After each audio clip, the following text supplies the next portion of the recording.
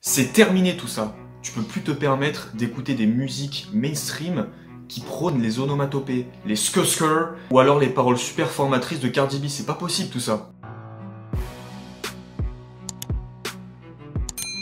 Je te dis juste que si pour toi, tu vas apprendre l'anglais et c'est la recette, c'est ces musiques-là qui te feront apprendre l'anglais, tu vas droit dans le mur. Aujourd'hui, je te propose qu'on voit 3 musiques de genres différents qui sont pour moi inspirantes parce que c'est aussi le thème de la chaîne, c'est de te faire apprendre l'anglais avec des discours motivationnels, des musiques, vraiment un environnement qui t'inspire, qui t'impacte. Et donc pour ça, rien de mieux que d'apprendre des musiques inspirantes que tu peux écouter soit quand tu fais du sport ou même quand tu es dans ton lit et que voilà, tu lis les paroles. D'ailleurs, n'hésite pas à aller voir ma toute première vidéo sur ce thème. La première musique que je vais te partager, c'est la musique de Dr. Dre, c'est Talking to My Diary.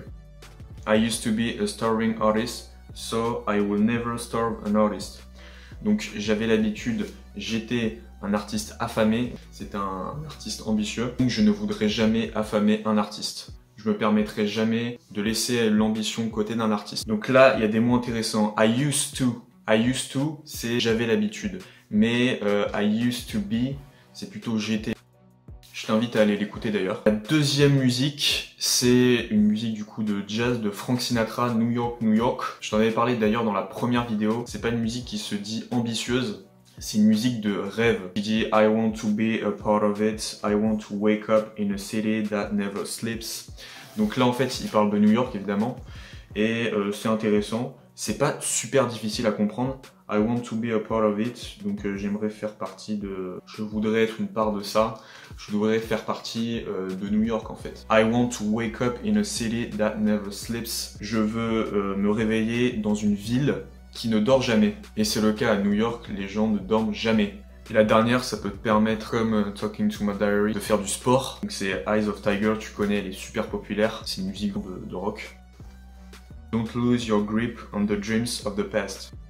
Ce que ça signifie, c'est qu'il ne faut pas écraser tes rêves du passé que tu as eu dans le passé. Don't lose your grip c'est le contact. C'est pas des paroles, vraiment des phrases super complexes. Tu peux apprendre quand même des nouveaux mots, donc I used to, j'avais l'habitude.